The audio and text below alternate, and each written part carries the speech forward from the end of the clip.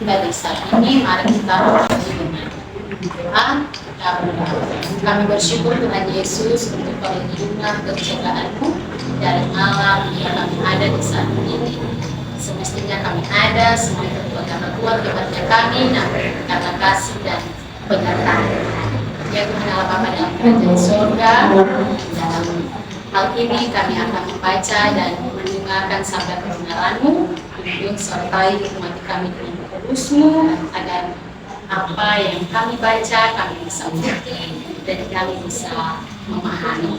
Terima kasih Tuhan Yesus untuk doa kami. Haleluya. Amin. Ya teman-teman, di saat ini pembacaan yang saya ambil dalam kitab Perjanjian Baru, yaitu 1 Yohanes pasal 5 ayatnya yang ke-10.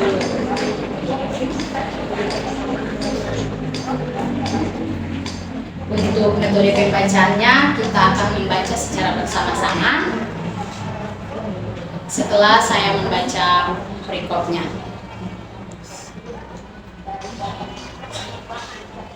Beginilah bunyi firman Tuhan, Allah adalah terang. Kita baca secara bersama-sama.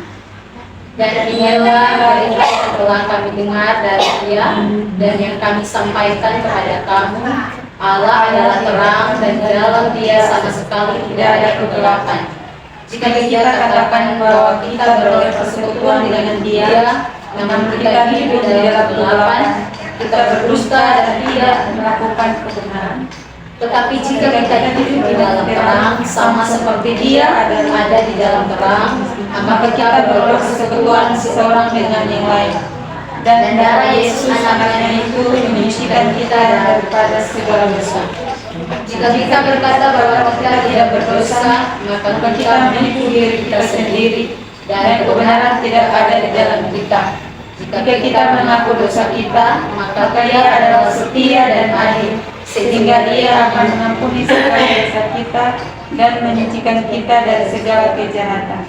Jika kita berkata bahwa kita tidak ada berbuat dosa, maka kita membuat Dia menjadi pendusta dan firman-Nya tidak ada di dalam kita. Demikianlah firman Tuhan yang kita dengar bersama. Persekutuannya diberkati Tuhan. Dari firman Tuhan ini saya memberi tema hidup dalam tuntunan terang masa kini. Persekutuannya diberkati Tuhan. Dalam surat Yohanes pasal 1 ayat yang ke-5 sampai ke-10 merupakan surat yang ditulis oleh Rasul Yohanes kepada jemaat Kristen yang dimana berdampingan dengan aliran gnostik. Kita tahu bahwa aliran gnostik ini adalah salah satu kelompok yang pertama-tama menyerang bahwa Yesus adalah Tuhan sendiri. Mereka adalah kaum intelek yang bergabung dari abad yang pertama hingga abad yang kedua, yang mencampuri aduk Kristen dengan filsafat mereka. Jadi mereka ini adalah orang-orang yang tidak percaya kepada Tuhan, tidak percaya bahwa Tuhan itu ada.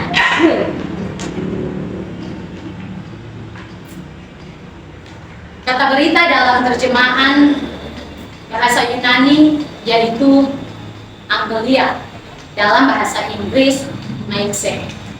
Artinya pesan. Berita atau pesan yang disampaikan oleh Rasul Yohanes berasal dari Dia. Yang dimaksud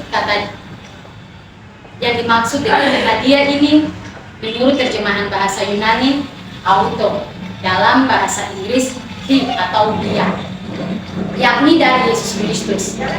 Sehingga pesannya disampaikan oleh Rasul Yohanes kepada jemaat Kristen pada konteks itu berasal dari Yesus Kristus.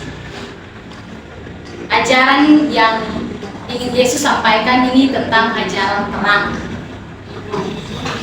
Nah, jika kita lihat terang dalam teks Yunani, yaitu phos, dalam bahasa Inggris light, artinya terang. Dalam terjemahan teks Yunani, dalam Ya, jadi itu dalam teks Yunani dan juga bahasa Inggris yang diartikan dalam bahasa Indonesia yaitu terang. Nah, di sini Rasul Yohanes mengatakan yang sebenarnya bahwa terang itu ialah Yesus sendiri. Sedangkan pada kata gelap di dalam teks Yunani adalah audemia. Dalam bahasa Inggris darkness artinya gelap. Artinya gelap, sehingga menurut Rasul Yohanes bahwa tidak ada kegelapan di dalam diri Yesus, namun yang ada cuma terang.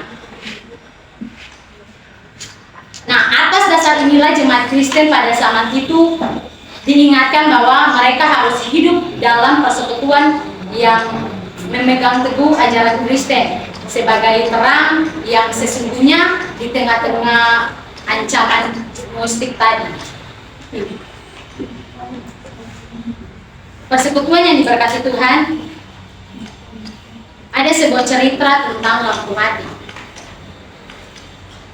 Pada suatu malam, seorang mahasiswa ini dia ada serius belajar. Seiring waktunya, dia tanpa sadar baterai HP-nya lobet. Namun dalam baterainya lobet itu dia serius dan semangat untuk tetap belajar. Nah, tepat pada 10 malam tiba-tiba lampu menjadi padam dan rumahnya menjadi gelap gulita. Akhirnya ia memutuskan untuk keluar dari kegelapan tersebut. Dan dia keluar untuk mencari sumber cahaya. Dan ketika ia sudah sampai di ruang tamu, tengoklah ia ke arah jendela, rupanya ada cahaya lampu dari sekeliling rumahnya, di samping-samping rumahnya. Nah, dengan rasa penasaran, ia pun menuju pintu dalam kegelapan itu, hendak ia keluar. Kemudian ketika ia sudah sampai di luar, barulah ia sadar bahwa lampu mati ini karena limit jatuh. Nah, persekutuan yang diberkati Tuhan, dari ilustrasi tersebut tergambar jelas bahwa ketika jemaat lagi fokus pada perkembangan iman mereka tentang Yesus Kristus, tanpa disadari ada masalah lain yang tiba-tiba muncul, yaitu ajaran gnostik tadi, sehingga membuat mereka bimbang, bahkan diperhadapkan dengan keraguan. Nah, di sini Rasul Yohanes ibaratkan cahaya tadi yang bersinar dari luar, seolah-olah memberi tanda bahwa terang itu ada, dan segeralah jemaat harus memutuskan atau menemukan penyebab dari persoalan tersebut. Karena Rasul Yohanes sendiri menyadari bahwa kebutuhan jemaat ini harus diperhatikan dengan baik agar tidak terjadi penyimpangan dari ajaran Yesus Kristus. Persekutuan yang diberkati Tuhan, Rasul Yohanes mengirim pesan kepada jemaat Kristen seperti yang disampaikan tadi. Hal yang sama pun berlaku bagi kehidupan kita. Untuk mampu menentukan titik persoalan yang membuat kita keliru, bahkan kehilangan arah, menyimpang dari kehidupan beriman kita. Kita sering diperhadapkan dengan pikiran-pikiran yang mengandalkan logika tentang pekerjaan Kristus atau karyanya. Nah, contoh dalam kehidupan berkampus, seringkali sebagai mahasiswa kita lebih mengutamakan intelektual, seperti contoh dalam katong punya kehidupan ini, katong lebih mementingkan katong kerja, katong punya tugas, daripada katong mendengar bunyi lonceng lalu katong bersekutu untuk beribadah kepada Tuhan, baik dalam ibadah kampus, bahkan pun dalam ibadah kelas.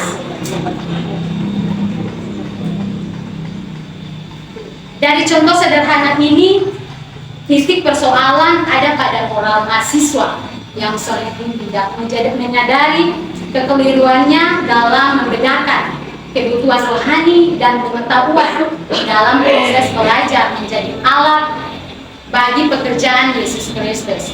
Sehingga firman Tuhan hari ini mengajarkan kita untuk menemukan cahaya atau terang agar tidak tinggal tetap dalam pemikiran yang membuat kita jauh dari ajaran Yesus Kristus. Persekutuan yang diberkati Tuhan, memang sebagai manusia modern atau generasi yang semakin berkembang menuju kecanggihan bahkan pola berpikir, hidup dalam Kristus atau terang tidaklah mudah.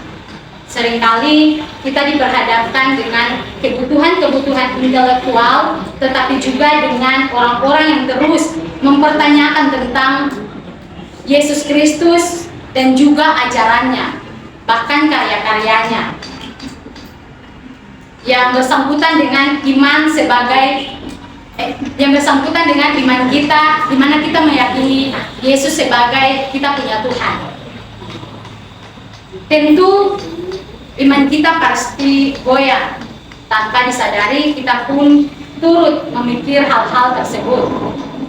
Kita memilih untuk terlibat dalam perdebatan tentang Yesus Kristus, bahkan dengan ajaran-ajarannya. Persekutuan yang diberkati Tuhan, namun dari teks bacaan kita di saat ini, di sini pada ayatnya yang ke-7 memberi pesan kepada kita bahwa seharusnya sebagai orang percaya yang beriman kepada Yesus Kristus, haruslah kita sesuai dengan apa yang diajarkan. Sebagai persekutuan yang dosanya telah ditebus oleh Yesus Kristus di atas kayu salib, maka janganlah kita cepat terpengaruh oleh ajaran-ajaran yang menyesatkan iman kita, apalagi kita turut terlibat untuk meragukan atau menanggapi orang-orang seperti itu.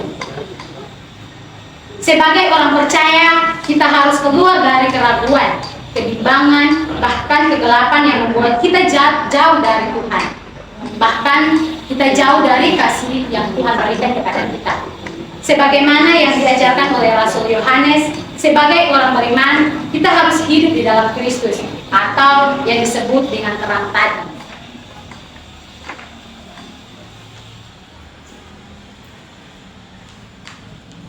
Persekutuan yang diberkati Tuhan, marilah dengan cermat berdasarkan firman Tuhan yang telah kita dengar bersama sebagai orang percaya dalam jemaat masa kini yang hidup dalam perkembangan zaman yang semakin modern. Perlu kita perhatikan beberapa hal. Yang pertama, sebagai mahasiswa kita harus hidup di dalam terang kasih Allah dan harus memancarkan terang itu untuk semua orang, supaya mereka dapat melihat karya yang telah Tuhan nyatakan di dalam kehidupan kita. Yang kedua, Tuhan telah menebus dosa kita lewat darahnya yang kudus. Untuk itu kita harus benar-benar meminta pengampunan dan mau diubah serta dibentuk oleh Yesus Kristus. Yang ketiga, kita sebagai anak-anak Tuhan harus menjaga keharmonisan sesama kita dan juga dengan Tuhan, karena itu yang diinginkan oleh Tuhan. Dan iman harus berteguh, dan iman kita harus tetap teguh kepada Yesus Kristus serta ajarannya, agar tidak mudah terpengaruh atau dipengaruhi oleh hal-hal sesaat pada masa kini, yang dimana menggoyangkan iman kita serta pengharapan kita kepada Yesus Kristus dan Tuhan Juru Selamat kita. Amin.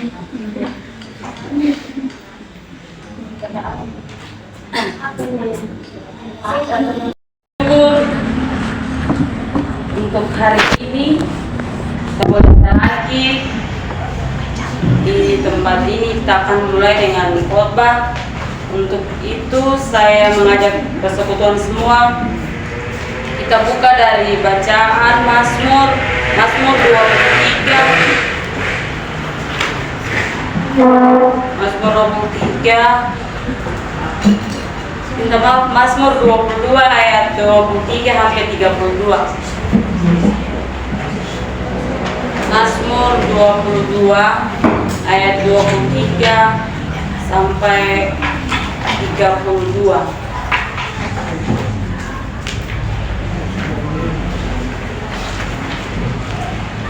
Baik, saya akan membaca untuk kita semua.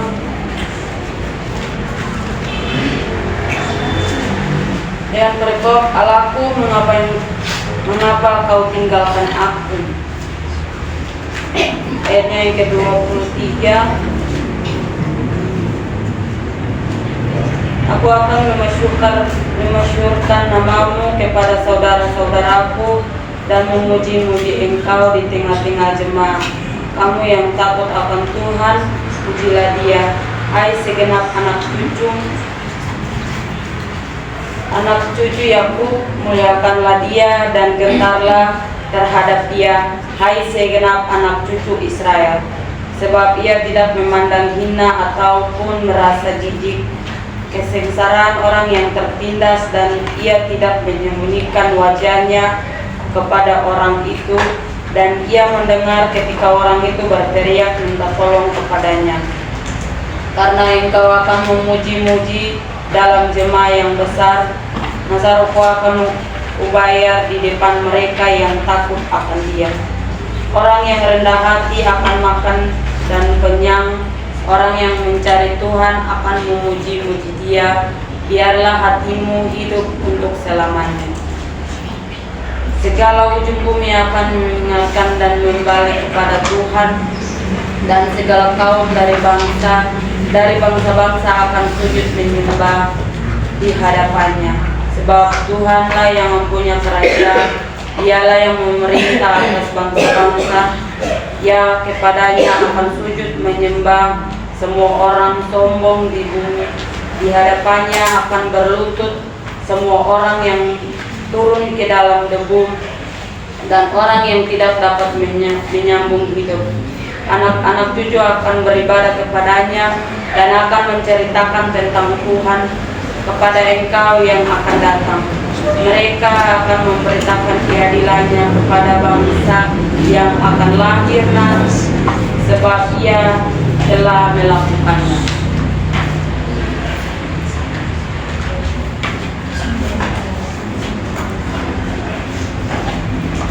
Baik, sesuai dengan bacaan kita, Mazmur 22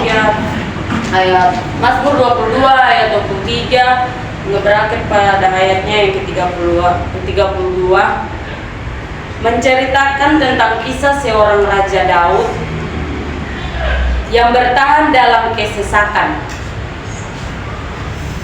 dan menghadapi berbagai persoalan, juga tantangan yang bertahan, di mana dia tidak mampu untuk menghadapinya sendiri. Kata bertahan dalam kesesakan berarti banyak hal yang membuat kita merasa sampai sesak. Contoh kecil yang kita bisa lihat pada orang sakit, misalnya orang sakit asma, yang dimana orang merasa sesak, dia harus membutuhkan alat yang namanya inhaler atau bronchodilator. Itu kalau dilihat, kalau itu para medis, itu mereka menggunakan agar dapat membantu mencegah terjadinya sesak napas tersebut. Hal yang sama yang akan dirasakan oleh persekutuan dan juga saya dalam ketika keberdayaan, ketika sebagai manusia kita mengalami kesesakan dan penderitaan. Ketika kita mengalami penderitaan, pasti kita membutuhkan Tuhan. Pernahkah dalam kehidupan persekutuan dan juga saya mengalami kesesakan atau sesak? Pernahkah kita merasa bahwa kita tidak berdaya sampai kita merasa bahwa kita benar dan sering terjadi dalam kehidupan kita? Nah, di sini firman Tuhan mengingatkan kita bahwa harus bertahan dalam kesesakan dan penderitaan. Sebagai orang percaya, kita punya Tuhan yang berkuasa, yang dapat memberikan jaminan pertolongan dan juga membuka jalan agar kita bisa keluar dari rasa keterpurukan dan dari berbagai masalah kehidupan yang kita hadapi. Persekutuan yang diberkati, dalam bacaan kita saat ini berbicara mengenai bertahan dalam kesesakan bukanlah suatu yang mudah. Di sini Raja Daud ketika dia berada dalam kesesakan, penderitaan pada waktu itu, dia dikejar dan juga dibunuh, padahal dia tidak bersalah. Dia merasa takut, dia cemas, dia gelisah. Raja Daud berusaha untuk melarikan diri. Dia berusaha menghindar, namun pada akhirnya dia sadar bahwa dirinya telah jauh dari Tuhan.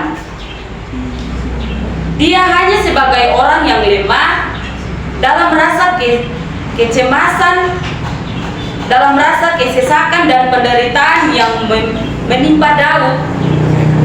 Tidak sedikit pun Daud untuk dikatakan menyalahkan Tuhan. Dia tidak pernah menyalahkan Tuhan. Dia tidak sedikit pun bagi Daud untuk meninggalkan Tuhan. Tapi Daud dengan penuh kepercayaan, dengan sungguh-sungguh bahwa hanya Tuhan sajalah yang bisa menolong dia untuk keluar dari berbagai penderitaan yang dihadapi pada saat itu. Persekutuan yang Tuhan Yesus berkati, jika kita membaca pada bagian yang pertama dari ayat-ayat sebelumnya,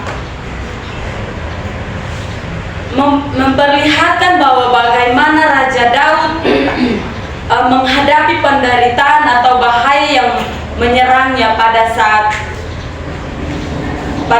itu. Dia merasa bahwa dia akan disiksa oleh lawannya dalam penderitaan yang menimpa Daud. Dia tidak mampu untuk melawan, dia tidak takut untuk merasa takut, cemas. Hal ini yang dirasakan oleh Daud ketika mengetahui dia sedang dicari oleh musuhnya. Ketika Daud dalam tekanan, dia melihat bahwa di tengah-tengah Tuhan, dia melihat bahwa ada tangan Tuhan yang turut bekerja dalam penderitaannya yang dialami oleh Daud pada saat itu. Kita bisa lihat pada ayatnya yang ke-24 dan 25, yang dimana Daud menjerit. Kata menjerit ini berarti meminta tolong. Dia meminta tolong kepada Tuhan dan Tuhan mendengar seruannya. Sesuai dengan janji Daud akan menyajikan puji-pujian. Dia akan menaikkan puji-pujian kepada Allah. Dia akan mempersembahkan semua ungkapan syukur dia kepada Allah, dan juga orang-orang yang takut akan Tuhan itu dia mengundang. Juga orang-orang percaya untuk ikut memuji Allah yang hidup, termasuk keturunan Israel. Mereka memuji Allah dengan tidak gentar karena Allah adalah sang penolong dan penyelamat kehidupan mereka. Kita lihat dalam ayatnya yang ke-26 dan 27. Setelah Daud menaikkan segala puji-pujiannya kepada Allah, kemudian hati Daud mulai tertuju pada Tuhan. Dia mulai memberikan nazar sebagai tanda ungkapan syukurnya. Juga ia mengundang orang-orang yang tertindas, orang-orang miskin untuk ikut serta dalam suatu perjamuan yang diadakan oleh Daud sebagai tanda syukurnya pada Tuhan. Persekutuan yang diberkati, ayat 28 dan 30, yang dimana Daud ingin menunjukkan kepada seluruh dunia bahwa seluruh bangsa harus menyadari segala karya keselamatan yang telah dikerjakan Tuhan, yang sudah dinyatakan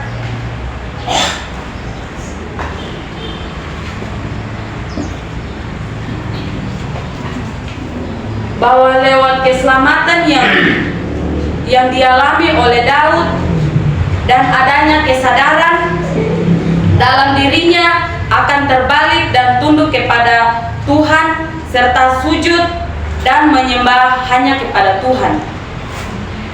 Kemudian kita lihat ayatnya yang ke-30 dan 32, ada puji-pujian yang dipersembahkannya hanya kepada Tuhan karena karya keselamatannya yang sudah dinyatakan bagi Daud, akan tetapi diturunkan untuk setiap kita, untuk persekutuan dan juga saya dan juga pemazmur ingin supaya keselamatan yang telah diberikan dari Tuhan hendaknya kita terus memberikan kepada generasi-generasi kita ke depannya. Persekutuan yang diberkati, ada 3 pesan dari firman Tuhan yang di saat ini untuk kita memaknai bersama. Yang pertama, sebagai manusia, kehidupan kita tidak terlepas dari berbagai macam persoalan tantangan hidup. Kehidupan ini akan sama seperti ibaratnya air yang pasang surut. Kadang dia naik, juga kadang ia turun. Kadang kita menjadi orang yang hebat, orang yang kuat ketika kita memiliki segalanya. Tetapi kadang juga kita bisa berada di bawah ketika kita terjatuh dalam berbagai persoalan hidup, rasa keterpurukan, rasa takut, rasa cemas, bahkan kita tidak mampu untuk menghadapinya. Tetapi mari kita sama-sama belajar dari Daud. Meskipun dia diperhadapkan dengan pergumulan iman yang dalam masa-masa yang sangat sukar, tetapi Tuhan memakai dia untuk menjadi teladan iman yang baik bagi persekutuan dan juga saya.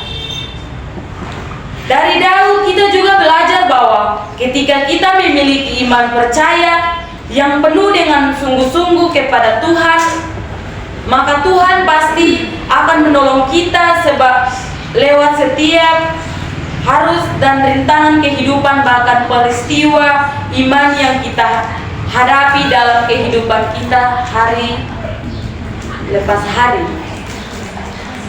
Yang kedua, kita harus mampu bertahan dalam setiap pergumulan iman. Apapun yang menimpa kita, jangan kita meninggalkan Tuhan. Karena hanya Tuhan sajalah yang mampu menolong kita ketika kita ada dalam persoalan, ada dalam masalah atau dalam kesulitan sekalipun.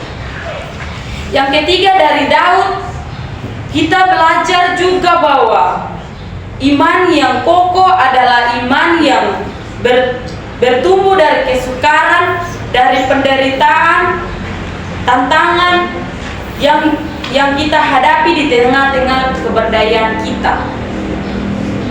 Ketika kita gagal, ketika kita susah dan hampir menyerah, dalam penderitaan itu kita akan berusaha mencari Tuhan, berusaha meminta tolong kepada Tuhan. Dan ketika kita mencari Tuhan di tengah-tengah kesulitan kita, maka Tuhan pasti akan menolong kita. Hal yang sering terjadi dalam kehidupan kita adalah ketika kita mencari Tuhan di saat kita susah, di saat kita senang, kita tidak mencari Tuhan, kita lupa Tuhan. Namun firman Tuhan di saat ini mengajak kita bahwa biarpun kita ada dalam kesulitan, mari kita utamakan Tuhan dalam perjalanan kehidupan kita. Tuhan menolong kita dengan firman-Nya. Amin.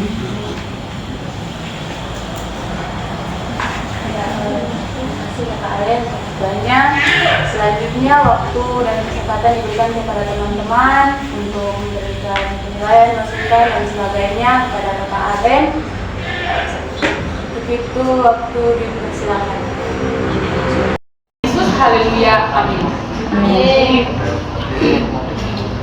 Ya, persekutuan yang diberkati Tuhan, firman Tuhan yang terdapat dalam kitab Filipi pasal 1 ayat 27 dan berakhir pada ayatnya yang ke-30. Filipi pasal 1 ayat 27 dan berakhir pada ayatnya yang ke-30 dengan perikop nasihat supaya tetap berjuang. Hanya hendaklah hidupmu berpadanan dengan Injil Kristus, supaya apabila aku datang aku melihat, dan apabila aku tidak datang aku mendengar, bahwa kamu teguh berdiri dalam satu roh dan sehati sejiwa berjuang untuk iman yang timbul dari berita Injil, dengan tiada digentarkan sedikit pun oleh lawannya. Bagi mereka semuanya itu adalah tanda kebinasaan, tetapi bagi kamu tanda keselamatan, dan itu datangnya dari Allah. Sebab kepada kamu dikaruniakan bukan saja untuk percaya kepada Kristus, melainkan juga untuk menderita untuk Dia, dalam pergumulan yang sama seperti yang dahulu kamu lihat padaku dan yang sekarang kamu dengar tentang aku. Demikian firman Tuhan kita. Persekutuan diberkati Tuhan, firman Tuhan dalam bacaan Filipi 1 ayat 27 dan berakhir pada ayat yang ke-30 dengan tema menjadi pribadi yang tangguh dalam Kristus dan tetap berjuang. Persekutuan yang diberkati Tuhan, kata berjuang menurut Kamus Besar Bahasa Indonesia berarti memperebutkan sesuatu dengan berusaha sekuat tenaga, berjuang untuk mencapai apa yang kita inginkan. Ada sebuah ilustrasi yang ingin saya bagikan kepada kita, yaitu tentang semut. Persekutuan, jika kita perhatikan semut, di mana kita ketahui bahwa semut ini adalah hewan yang sangat kecil dengan bentuk yang sangat unik, bisa dikatakan. Namun dengan usaha kerja keras semut, dengan semangat mencari makanan, namun tidak untuk dirinya sendiri.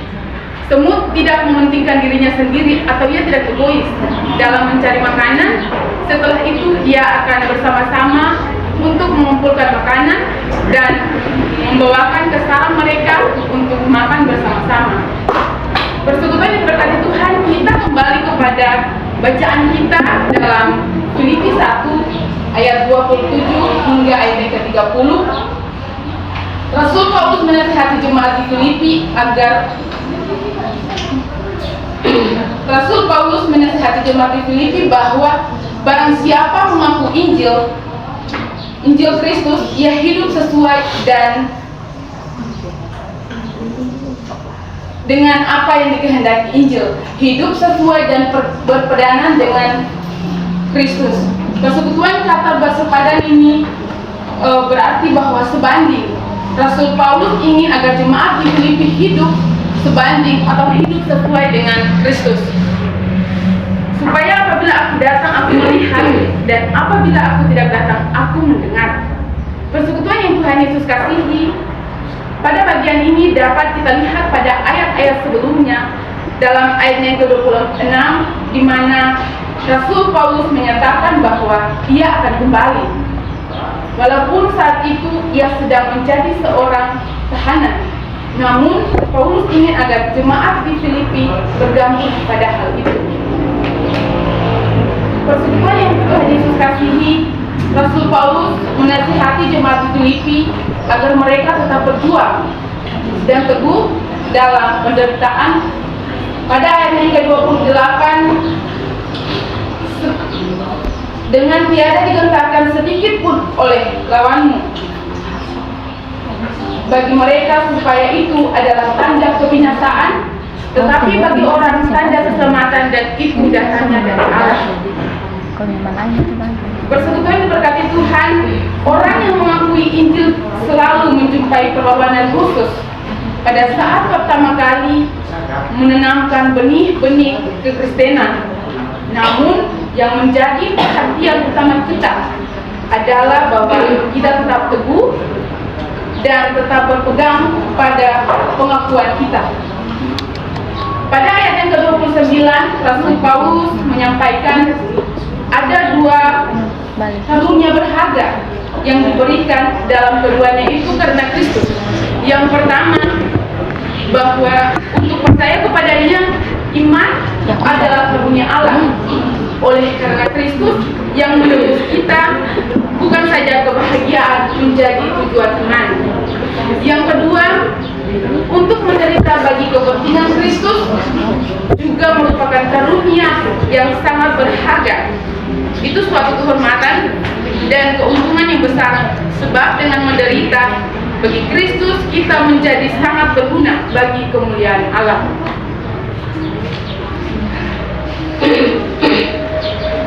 Persekutuan yang diberkati Tuhan, pada ayat yang ke-30, menderita dengan cara yang sama seperti yang telah kamu lihat dan dengar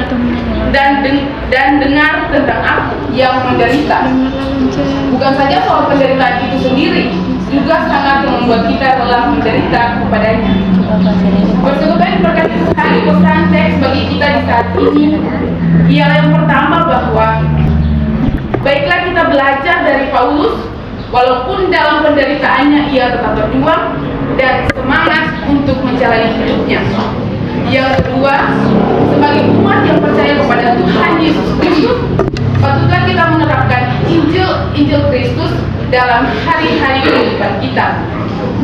Persekutuan yang diberkati Tuhan, saya mengajak kita agar tetap semangat dalam berjuang, walaupun terdapat banyak persoalan kehidupan yang kita alami dalam kehidupan kita, di mana kita dalam mempersiapkan diri kita menjadi hamba dan pelayan Tuhan. Baiklah kita menerapkan Injil Kristus dalam kehidupan kita dari hari lepas kepada hari. Tuhan memberkati kita dengan firman-Nya. Amin.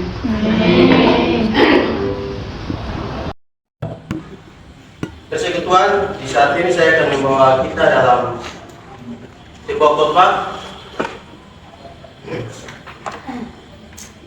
Persekutuan yang diberkati oleh Tuhan kita Yesus Kristus. Melihat dari kitab Efesus ini, kitab ini dia dituliskan dari seorang rasul, yaitu Rasul Paulus, untuk jemaat Efesus. Pada saat itu, kenapa dia menulis Alkitab ini terhadap jemaat Efesus? Karena jemaat pada saat itu mereka mulai ragu dengan kepercayaan Tuhan, dengan hadirnya seorang Tuhan ini, khususnya untuk orang-orang yang telah menjadi agama Kristen. Mereka diajarkan dengan ajaran sesat.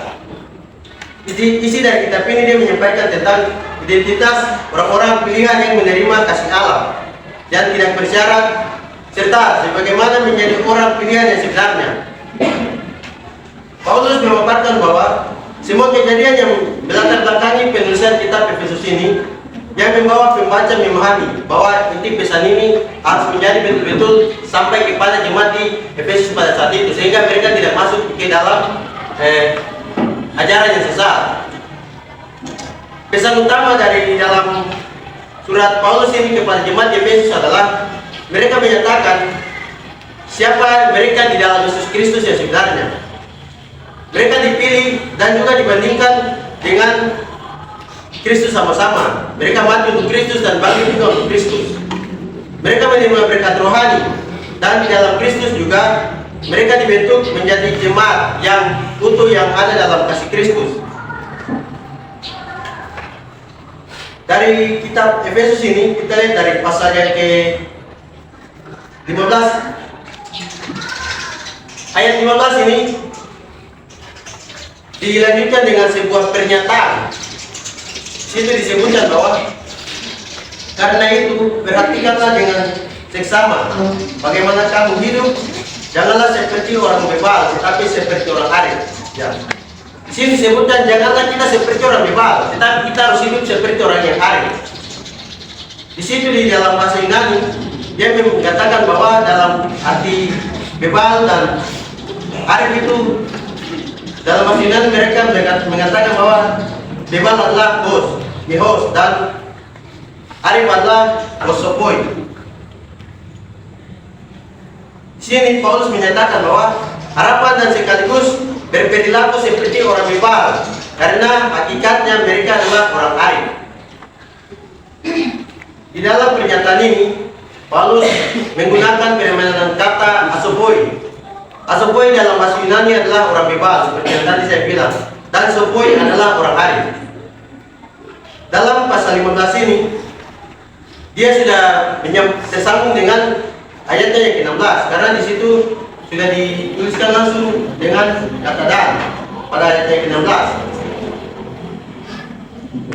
Jadi dalam pasal 16 juga Paulus hendak menyatakan bahwa perilaku yang nyata orang percaya yang mengerti maksud-maksud mulia Allah adalah dengan mempergunakan terus-menerus waktu yang ada. Selain itu, kegiatan yang telah berlangsung bersama waktu pada saat itu dengan kata kerja utama di situ tentang kata orang bebal ini adalah orang yang melawan, orang yang keras hati, orang yang berperilaku tidak baik.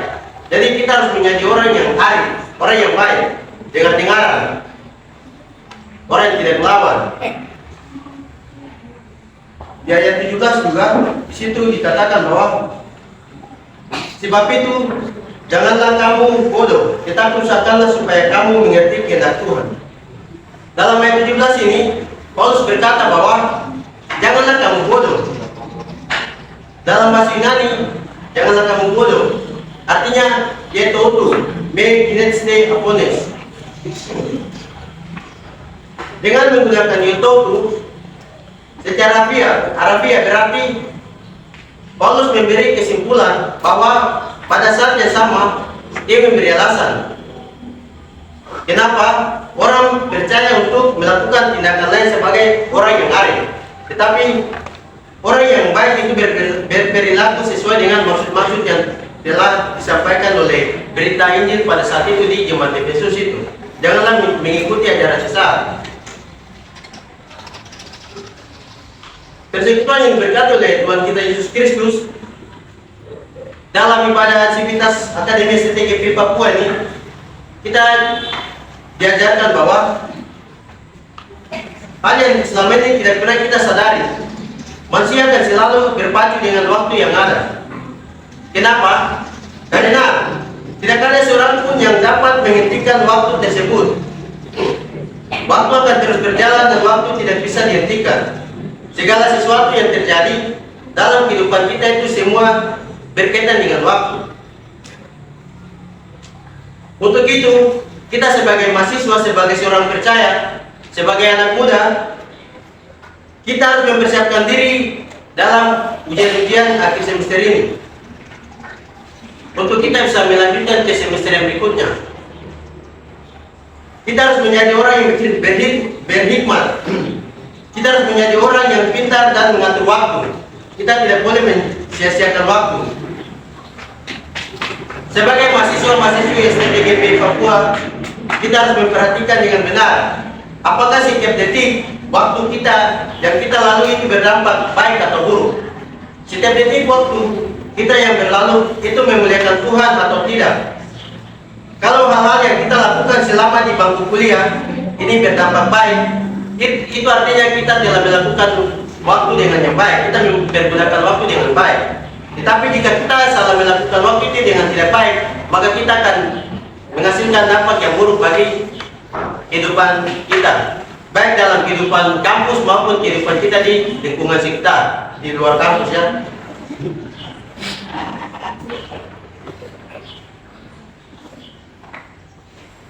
Ya, demikian jauh firman Tuhan di pagi hari ini. Khotbah singkat saya, kiranya apa yang telah saya sampaikan dapat bermanfaat bagi teman-teman semua untuk tetap semangat dalam melakukan perkuliahan, tetap semangat, jangan kita ada dalam masa-masa ujian semester. Tuhan berkati kita semua. Shalom, selamat pagi.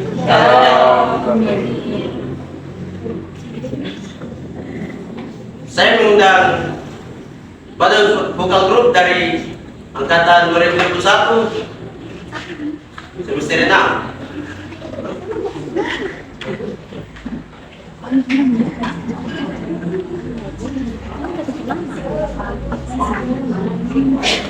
Selidiki aku, saya sudah.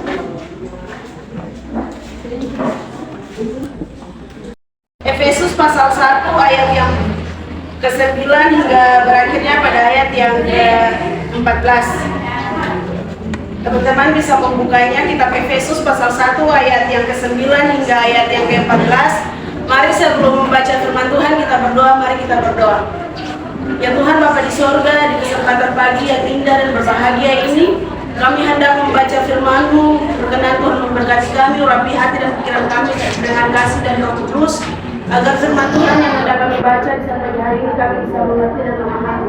Tuhan terlebih khusus, Tuhan dalam Bapak di pagi hari ini untuk memberkati, biarlah semua yang disampaikan bisa menjadi berkat bagi kehidupan kami semua. Dalam nama Tuhan Yesus kami berdoa, haleluya, amin. Ya, pembacaan Efesus pasal 1 ayat 9 hingga ayat ke-14. Saya mengajak kita semua membaca secara bersama-sama setelah saya membacakan perikopnya. Firman Tuhan yang diberi judul kekayaan orang-orang yang terpilih. Ayat yang ke-9, sebab Dia telah menyatakan rahasia kehendaknya kepada kita sesuai dengan rencana kerajaan-Nya, yaitu rencana kerajaan yang dari semula telah ditetapkannya di dalam Kristus sebagai persiapan kegenapan waktu untuk mempersatukan di dalam Kristus sebagai kepala segala sesuatu, baik yang di sorga maupun yang di bumi. Aku katakan di dalam Kristus, karena di dalam Dialah kami mendapat bagian yang dijanjikan kami yang dari semula ditentukan untuk menerima bagian itu sesuai dengan maksud Allah yang di dalam segala sesuatu bekerja menurut keputusan kehendaknya, supaya kami yang sebelumnya telah menaruh harapan pada Kristus boleh menjadi puji-pujian bagi kemuliaannya. Di dalam Dia kamu juga, karena kamu telah mendengar firman kebenaran, yaitu Injil keselamatanmu, di dalam Dia kamu juga ketika kamu percaya dimeteraikan dengan Roh Kudus yang dijanjikannya itu. Dan Roh Kudus itu adalah jaminan bagi kita sampai kita memperoleh seluruhnya, yaitu penebusan yang menjadikan kita milik Allah untuk kemuliaan. Demikian firman Tuhan kita di saat hari ini. Ya teman-teman, persekutuan yang diberkati Tuhan, khotbah saya di pagi ini berjudul kekayaan bisa mengubah segala sesuatu. Ya, persekutuan yang Tuhan Yesus kasih, semua orang selalu mengharapkan akan menjadi orang yang kaya, bermartabat, karena dengan memiliki kekayaan mereka merasa bahwa mereka bisa melakukan segala sesuatu. Ketika orang hidup dalam berkelimpahan, mereka akan merasa dihormati, disanjung, dihargai, dan dianggap keberadaannya di dalam lingkungan di mana ia berada dibandingkan dengan orang yang tidak memiliki kekayaan. Nah, tidak heran ketika kita menemukan di berbagai tempat orang selalu berlomba-lomba untuk mencari kekayaan-kekayaan tadi. Nah, dengan itu Mereka bisa melakukan berbagai hal untuk mencapai dan mendapatkan kekayaan tersebut. Bahkan tidak heran itu hal-hal kotor orang-orang tersebut bisa melakukan untuk mendapatkan apa yang mereka inginkan. Contohnya diberkati Tuhan, kekayaan yang dimaksudkan di sini adalah kekayaan bersifat materi, jabatan, tetapi juga kedudukan dalam masyarakat, dalam kehidupan bermasyarakat. Nah, hal ini terjadi secara terus-menerus, jadi dia tidak berhenti pada satu titik itu saja, tetapi akan terus-menerus akan berlanjut.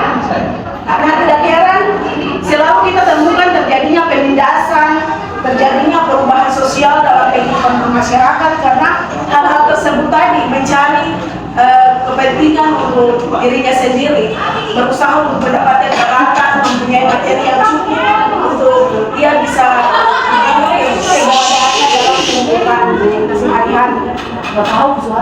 Nah, tidak disadari hal ini dia memberikan dampak yang buruk bagi kehidupan kita. Dan terjadi orang-orang yang memiliki kekayaan, orang-orang yang memiliki jabatan yang tinggi bisa merupakan orang-orang yang berada di sekitar dia. Dia tidak melihat atau mau bertemu dengan orang-orang yang ada di sekitar dia ketika dia memiliki hal-hal tersebut. Nah, ada sebuah pepatah yang pasti kita semua sudah sering mendengarkan itu, yang mengatakan orang yang kaya akan semakin kaya dan yang miskin akan semakin miskin. Nah, hal tersebut adalah realitas yang terjadi dalam kehidupan kita. Nah, tidak dipungkiri sehingga orang-orang terus berlomba-lomba untuk mencari kekayaan dunia tersebut. Nah, persahabatannya diberkati Tuhan. Tadi kekayaan duniawi yang sudah dicari. Nah, di sini bagaimana dengan kekayaan yang bersifat surgawi? Nah, bukan kekayaan yang bersifat materi yang terdapat dalam teks bacaan tersebut. Dengan kekayaan surgawi ini ada timbul pertanyaan, apakah kita terus mengejarnya atau apakah kita terus berusaha untuk mendapatkan kekayaan surgawi tersebut atau tidak? Ini adalah pertanyaan-pertanyaan yang muncul kepada pribadi saya maupun juga saudara-saudari untuk bagaimana kita merenungkan itu, apakah kita sudah melakukan hal tersebut atau belum. Nah, karena pada kenyataannya ketika kita mencari kekayaan atau hikmat Allah itu tidaklah mudah. Saudara-saudara setuju atau tidak? Bagi saya itu tidak mudah. Karena ketika kita mengejar hal-hal yang bersifat surgawi atau kita mengejar Kristus dan sebagainya, pasti banyak tantangan yang saudara-saudara dan saya hadapi tersebut. Dan bagi saya itu tidak mudah untuk kita lakukan. Tapi bagaimana kita terus mau berjuang untuk mendapatkan itu, melepaskan kehidupan kita yang bersifat duniawi dan meminta tuntunan Roh Kudus untuk terus membaharui kehidupan kita agar kita mampu untuk melakukan hal-hal tersebut. Karena mencari hikmat adalah bagian penting dan harta yang paling berharga yang telah Allah berikan kepada kita sebagai orang percaya dan kepunyaan milik Allah.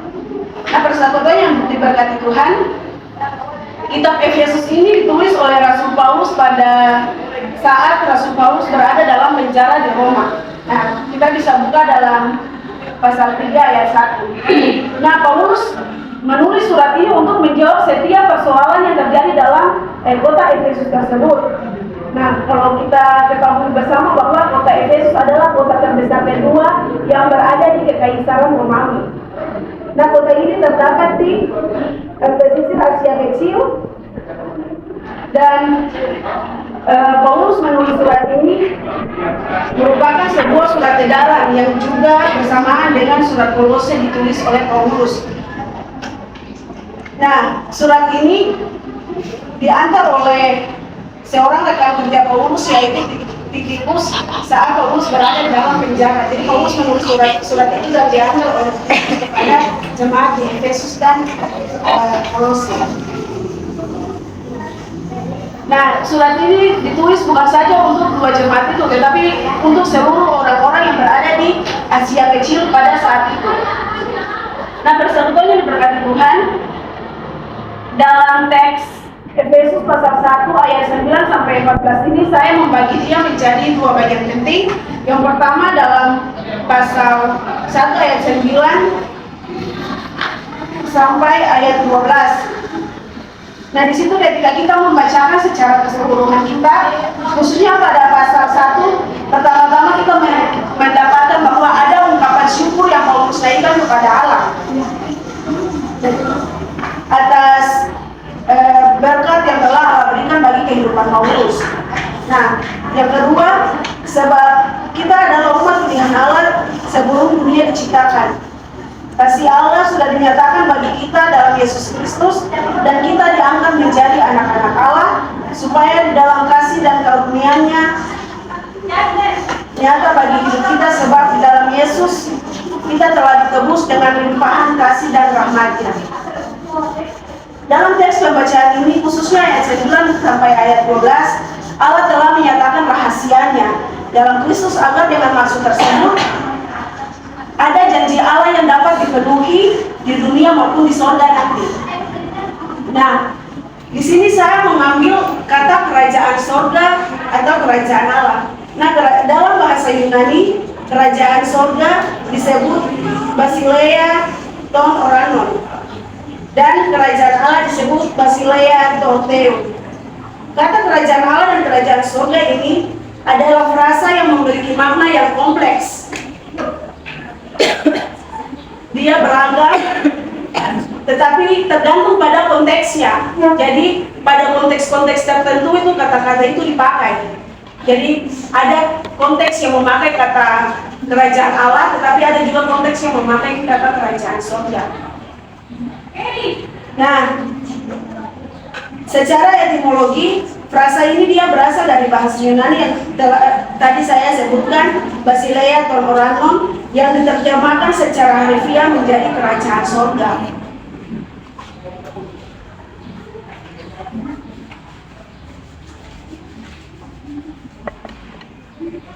Nah, persekutuan yang diberkati Tuhan, kerajaan ini berarti sebuah pemerintahan dalam konteks Alkitab. Kata Basileia tadi merujuk pada pemerintahan Allah yang memiliki kekuasaan dan otoritas atas segala sesuatu. Itu kerajaan, kata kerajaan surga tadi.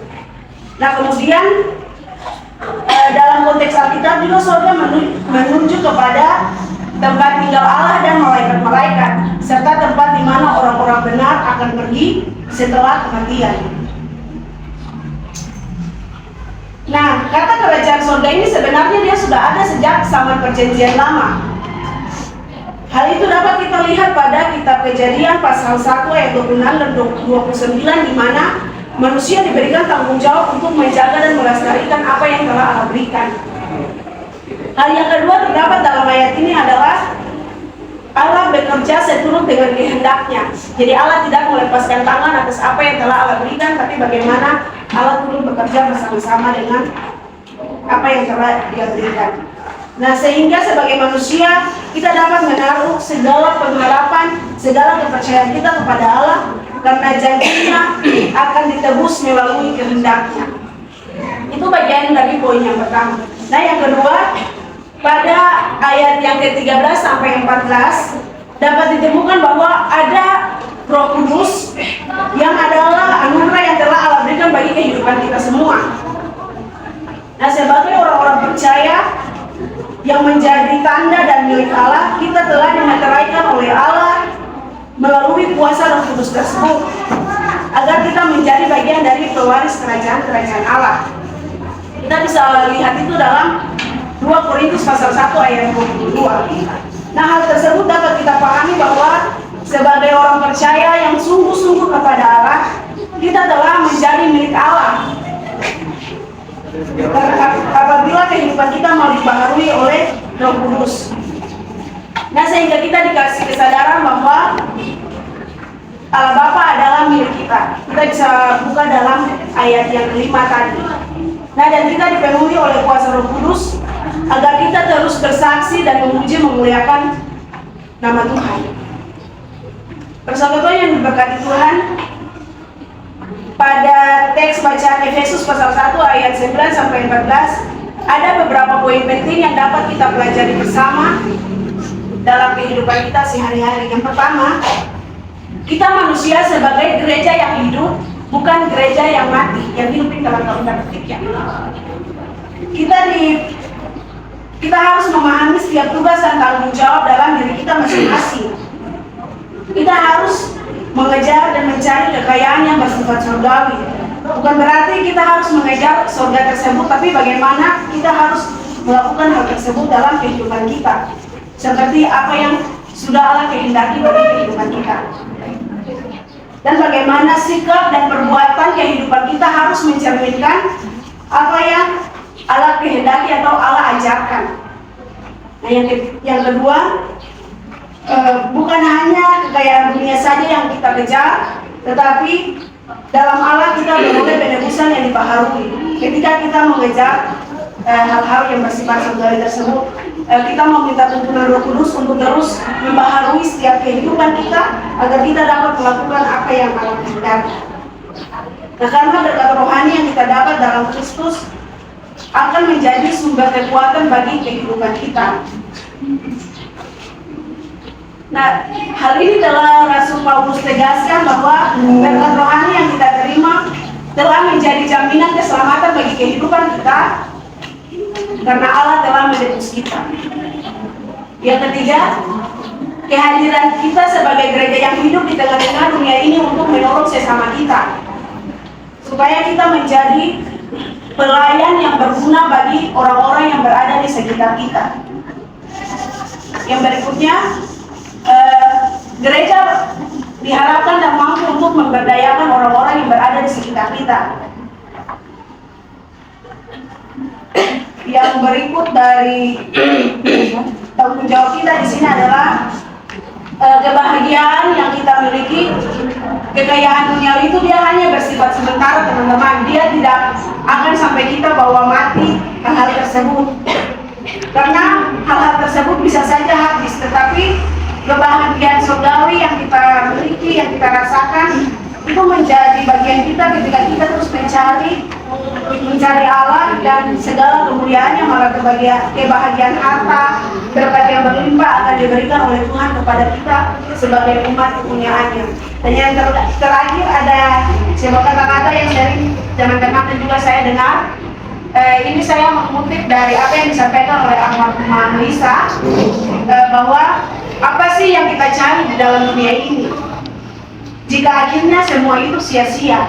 Nah, kata ini menjadi pegangan bagi saya dan juga saudara-saudara bahwa buat apa cari kekayaan dunia, buat apa cari kebahagiaan yang cuma bersifat sia-sia begitu. Bagaimana kita terus mencari hikmat Allah, bagaimana kita terus mendekatkan hidup kita kepada Allah, bagaimana kita terus membangun relasi yang baik kepada Allah supaya hidup kita terus diisi dengan kasih dan Roh Kudus. Kita terus belajar mendekatkan diri dengan firman Tuhan supaya kita terus dibaharui oleh Roh Kudus dan hidup kita berkenan kepada-Nya. Kiranya Tuhan Yesus menolong kita dengan kasih dan hikmat-Nya. Amin.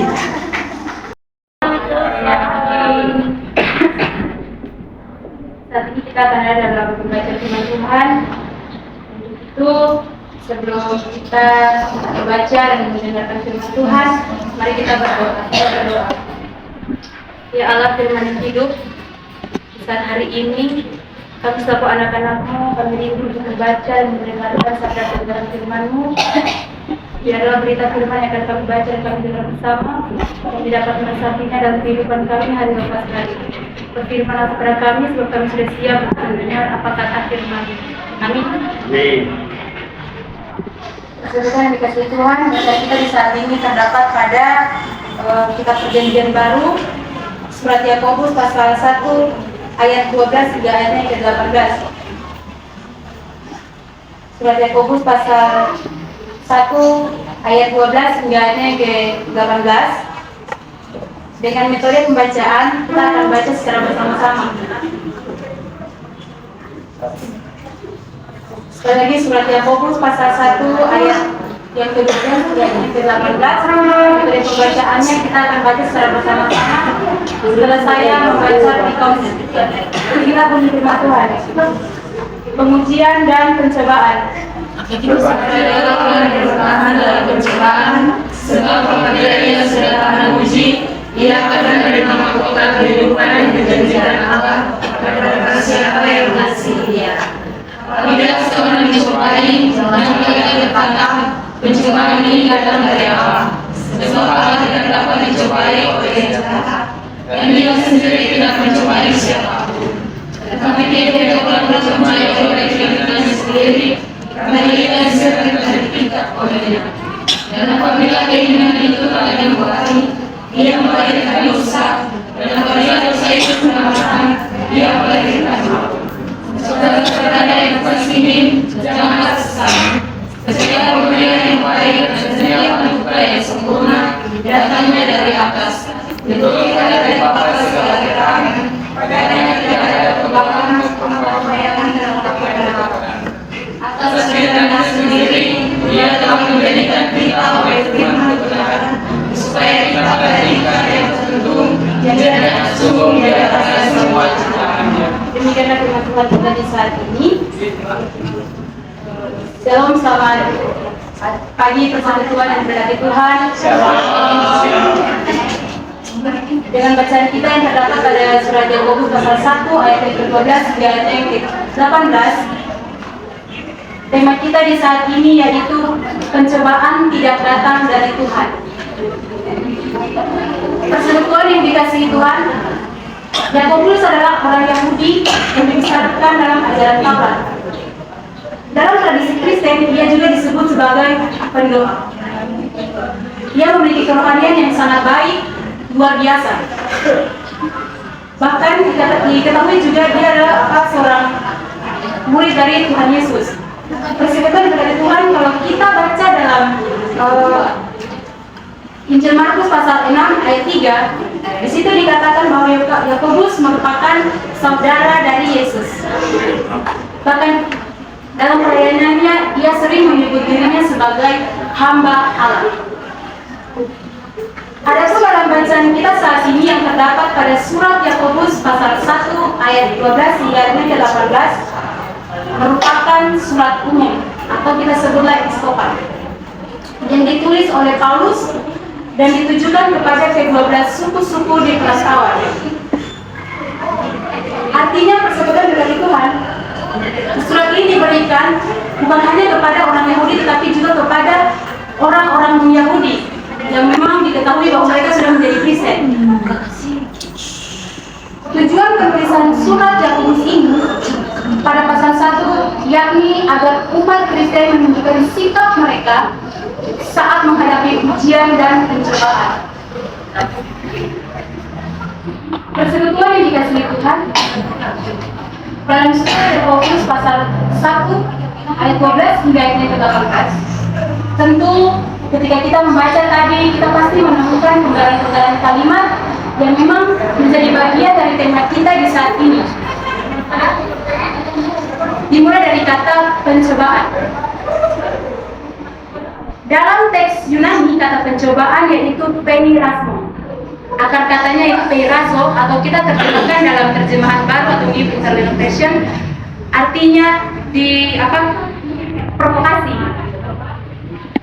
Dalam teks Yunani, kata peirazimenos dalam terjemahan baru yakni saat dicoba. Kemudian kata tahan uji. Dalam terjemahan Yunani sebut dokimos. Kata dokimos ini dia berasal dari akar kata dokeo yang artinya diterima, disetujui atau lulus ujian. Jika kita lihat dalam Kamus Besar Bahasa Indonesia, maka kata pencobaan adalah proses, cara, usaha untuk mencobai sesuatu. Berdasarkan beberapa penggalan kata di atas atau yang tadi telah kita dengar bersama, maka ada dua hal yang mengantar kita untuk memahami teks bacaan kita di hari ini. Yang pertama, pencobaan berarti usaha atau proses dalam mencoba sesuatu, dan apabila seseorang terprovokasi atau terpengaruh untuk melakukan perbuatan baik itu positif maupun negatif, akan terlihat dari perilaku atau kemauannya sendiri. Yang kedua, beda halnya dengan kata uji atau pengujian yang sudah kita lihat dalam Kamus Besar Bahasa Indonesia, melakukan suatu proses, cara atau tindakan untuk mengetahui mutu atau keunggulan seseorang tergantung pada suatu hal yang diterima. Artinya dari dua hal tersebut yang kita temui tadi, semua orang dapat mencoba sesuatu, tapi tidak semua orang mampu bertahan dalam ujian hidup. Sekali saya katakan, berdasarkan penggolongan kalimat yang tadi kita temui, kita dapat simpulkan bahwa semua orang dapat mencoba sesuatu. Mencoba sesuatu artinya baik itu hal positif maupun negatif, tapi tidak semua orang mampu bertahan dalam ujian hidupnya. Persekutuan yang dikasihi Tuhan, ada sebuah cerita dalam bahasa Fakfak. Tentu kita sudah tahu perempuan dalam bahasa Fakfak itu disebut nan. Semoga saya tidak salah ya. Dan kalau laki-laki disebut sebagai nek. Suatu hari sepasang suami istri, karena sudah saatnya untuk panen buah pala, mereka pergi ke kebun untuk panen. Singkat cerita, dalam perjalanan dan ketika mereka sampai atau tiba di kebun, langsung mereka bagi tugas. Suami bertugas untuk panjat pohon lalu petik buah pala, sedangkan istri di bawah saja terus jolok-jolok pala. Ya. Tidak lama kemudian, karena keasikan sang suami dengan tugasnya, istri juga asik jolok-jolok buah pala. Tidak lama kemudian begini, ular muncul di atas pohon pala yang istrinya lagi jolok-jolok. Ular muncul, terus karena sang istri kaget atau kaget, dia berteriak. Pas dia berteriak langsung ular begini, terusnya kaget saya. Tapi coba kau lihat ke orang kebun yang di sana tuh. Sio depu, palaku, salat apa? Begitu, tapi langsung begini, ular bilang begini, depu, palaku salat apa? Jadi nanti aku dengan aja tuh suami kamu pergi ambil saja, jangan takut. Karena tunggu ular selesai bicara langsung dan kau bilang begini, istri kau bilang begini. Ji, mami, aku pikir saya awak kah? Yang aku sebelum dia pergi, yang aku cobain dia, aku sudah ambil boleh pergi, itu aku mau. Ini nan bukan hawa. Kan kau bilang begitu, dia langsung. Sementara dia bilang ini nan bukan hawa. Wah, pica langsung. Dan istri bilang begini, menyala aku. Nah, persekutuan yang diberkati Tuhan. Dalam surat Yakobus pasal 1 ayat yang ke-12. Dan ditujukan kepada ke-12 suku di perantauan, memberi tekanan kepada mereka tentang pengujian dan pencobaan. Yang bunyinya tadi, kalau kita perhatikan di ayat yang ke-12, berbahagialah orang yang bertahan dalam pencobaan. Sebab apabila ia sudah tahan uji, ia akan menerima mahkota yang dijanjikan Allah kepada barang siapa yang mengasihi dia. Persekutuan berkati Tuhan, ilustrasi tadi menggambarkan usaha manusia jika dihadapkan dengan cobaan. Pertanyaannya, pasti pertanyaan akan muncul. Akankah terprovokasi atau sebaliknya berusaha untuk bertahan dalam pilihan yang tepat sesuai kehendak Tuhan? Kalau dari kita punya ilustrasi tadi, jika ingin coba-coba dalam hal negatif, dan ini pasti suami orang kepala. Namun sebaliknya, mereka tidak terpengaruh dengan godaan yang hadir dari keinginan sendiri. Memang tidak semua orang mampu bertahan dalam segala pencobaan. Namun dari firman ini menegaskan jika seseorang berusaha untuk bijak dalam tindakannya, maka tentu ia lulus dalam ujian dan dilayakan oleh Tuhan karena menunjukkan sikap mengasihi Tuhan.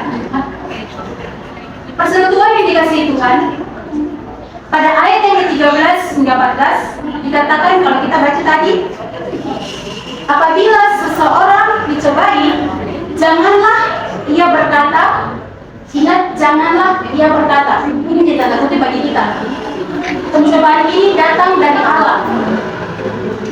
Sebab Allah tidak dapat dicobai oleh yang jahat, dan ia sendiri tidak mencobai siapapun. Tetapi tiap-tiap orang yang dicobai oleh dirinya sendiri, karena ia diseret dan diikat olehnya.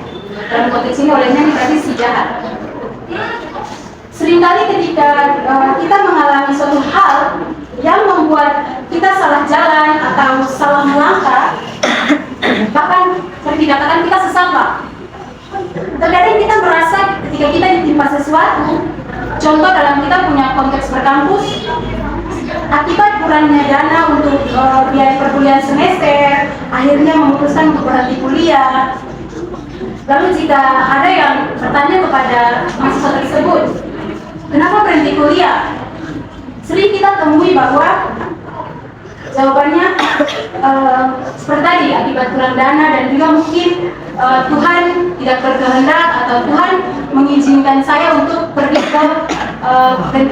ke bidang lain, mungkin berhenti kuliah lalu bekerja gitu atau dan lain sebagainya. Tanpa disadari, kita sebut hal ini sebagai cobaan yang berasal dari Tuhan. Saya katakan sekali lagi, dengan contoh tadi yang saya berikan ketika mahasiswa berhenti kuliah lalu dia bilang bahwa itu cobaan dari Tuhan, datang dari Tuhan, karena tanpa disadari kita diberikan akal, kita diberikan pikiran untuk bagaimana kita mengelola kita, kalau bicara tentang keuangan, bagaimana kita mengelola kita punya keuangan itu untuk bisa mencukupi kita punya biaya kuliah, sehingga dari hal itu kita tidak berhenti kuliah. Tapi pada realitanya tentu ketika kita mengalami hal seperti ini kita menyalahkan Tuhan, tapi kita berkata bahwa inilah cobaan dari Tuhan, saya tidak mampu lagi, saya tidak bisa lagi, sehingga saya harus berhenti kuliah dan sebagainya.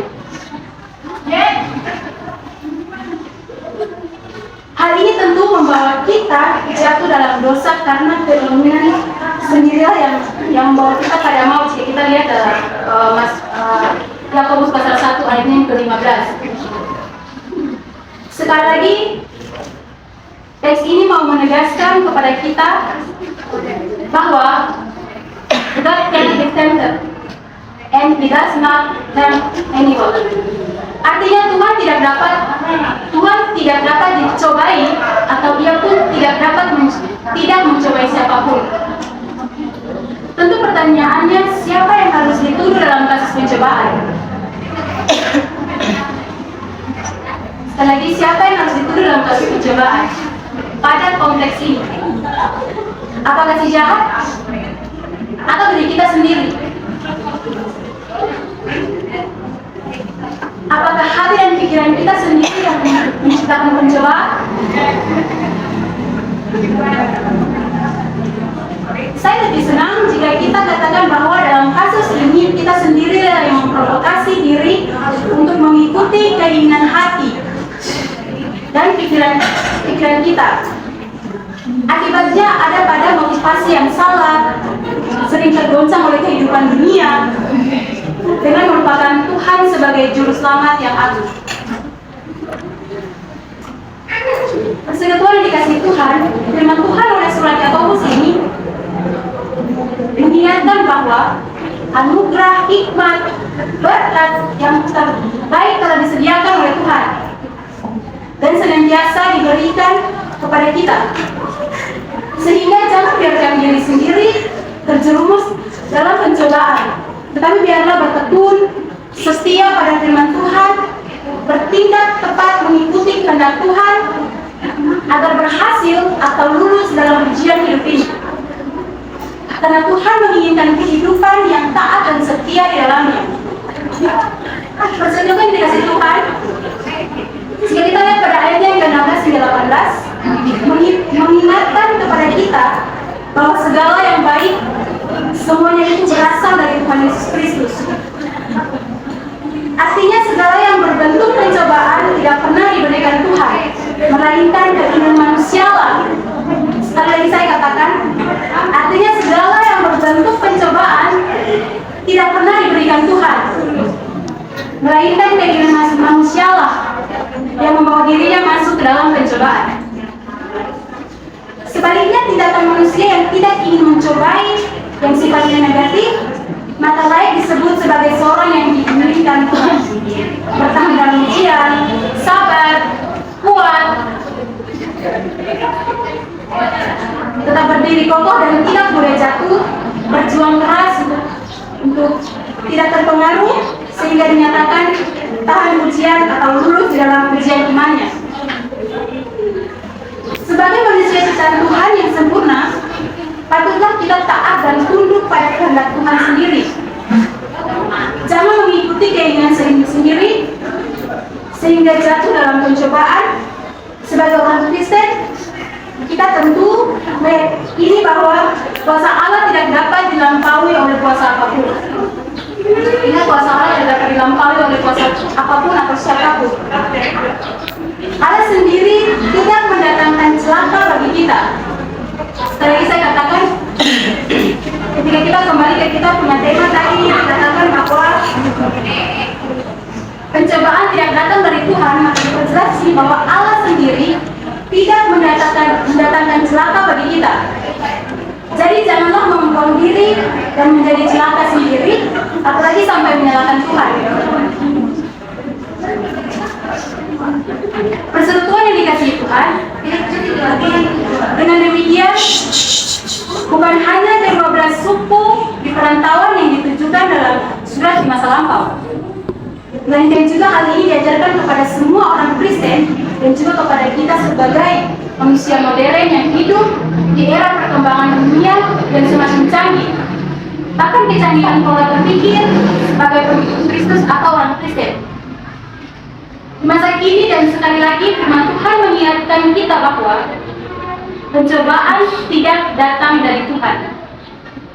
Oleh sebab itu, demi keberlangsungan hidup di dalam Tuhan, baiknya kita dapat membedakan, ingat, baiknya kita dapat membedakan pencobaan yang berasal dari keinginan diri sendiri dengan tindakan kita untuk bertahan dalam ujian, artinya tidak mengikuti keinginan dunia.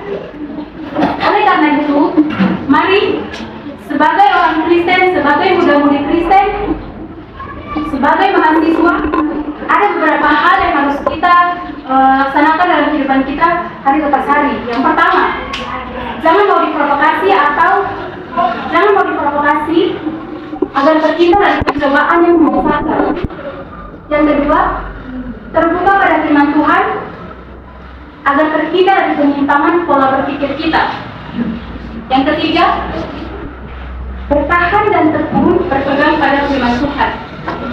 Keempat, hidup dalam kasih sebagai persekutuan, sebagai persaudaraan di dalam sivitas ini. Dan yang terakhir, sebagai mahasiswa, persiapkan diri untuk menjadi hamba Allah yang benar-benar ingin diuji dan dipakai oleh Tuhan. Biarlah persekutuan dari saya bukan hanya menjadi pendengar, tetapi juga menjadi pelaku firman. Biarlah setiap langkah kita selalu melibatkan Tuhan, agar iman semakin tumbuh dan tak dapat digoyahkan oleh berbagai macam ancaman atau cobaan yang menggoyahkan iman kita kepada Yesus Kristus sebagai Tuhan dan Juru Selamat dalam kehidupan kita. Biarlah Tuhan Yesus memberkati kita dalam firman-Nya di saat ini. Amin.